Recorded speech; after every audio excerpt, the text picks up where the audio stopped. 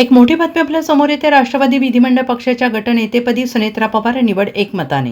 महाराष्ट्राचं राजकारण पुन्हा ढवळून निघेल 4 दिवसांपूर्वी असा विचारही कुणाच्या मनाला शिवला नसेल. पण अजित पवार यांचं बुधवारी विमान अपघातात अकाली निधन झालं.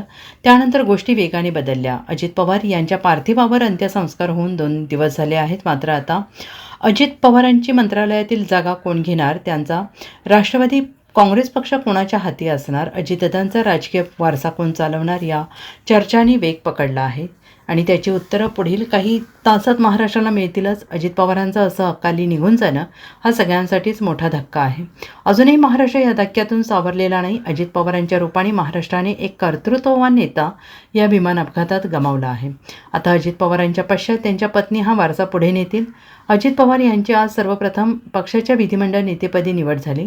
आज दुपारी 2च्या सुमारास विधिमंडळात राष्ट्रवादी काँग्रेस पार्टीची बैठक पार पडली. यात सुनेत्रा पवार यांची राष्ट्रवादीच्या आमदारांनी एकमताने विधिमंडळ नेतेपदी निवड केली. राष्ट्रवादी काँग्रेस पार्टीचे एकूण 42 आमदार आहेत. आधी पक्षाच्या विधिमंडळ बैठकीत सुनील तटकरे यांनी शोक प्रस्ताव मांडला.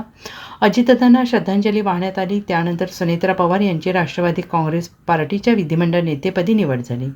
त्यांचं अधिकृत पत्र प्रदेश अध्यक्ष या नात्याने सुनील तटकरे आणि अन्य वरिष्ठ नेते मुख्यमंत्री देवेंद्र फडणवीस यांच्याकडे सोपवतील. त्यानंतर मुख्यमंत्री पुढील निर्णय घेतील. आज दिलीप वळसे पाटील यांनी सुनेत्रा पवार यांच्या नावाचा प्रस्ताव मांडला आहे. त्याला छगन भुजबळ यांनी अनुमोदन दिले. त्यानंतर अन्य आमदारांनी सुनेत्रा पवार यांची विधिमंडळ नेतेपदी निवड करायला समर्थन दिलं. Bureau report, SBN Marathi.